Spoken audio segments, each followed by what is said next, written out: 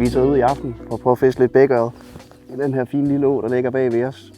Og vi er i midten af juni, og vi er lige i det sidste ende af majfluesæsonen. Der er stadig okay med majfluer i luften, men det er ved at være slut. Men jeg synes lige hurtigt, at jeg vil prøve at vise mine 3 favorittørfluer til den her tid af året, når jeg fisker bækørred.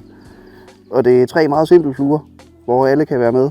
Jeg er ikke nogen store kunstner bag et fluestik. De skal være nemme at vinde, og de skal være effektive at fiske med. Det er sådan ret kendetegnende for dem.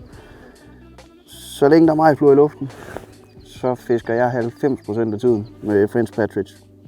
Den flyder super godt, fanger super godt. Den ligner bare, så er den dejlig nem at binde. Så der kan man hurtigt få produceret en masse.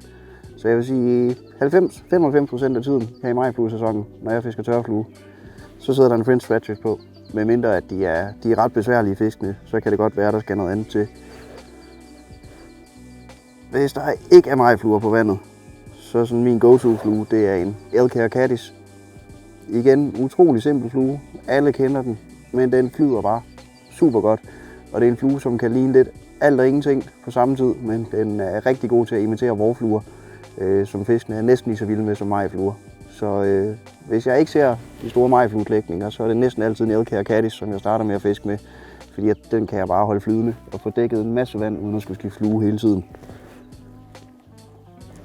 Og hvis fiskene de er rigtig besværlige, eller vi fisker først eller sidst på sæsonen, så igen en klassiker. Men en lille sort klinkhammer, den kan også være olivengrøn eller forskellige andre farver. Men klinkhammer har en god profil, kan ligne alt og ingenting. Så flyder den super godt, og så er den dejlig nem at få øje på, også selvom du binder den i små størrelser, fordi du har antrongarnet, som stikker op og giver et dejligt visuelt punkt.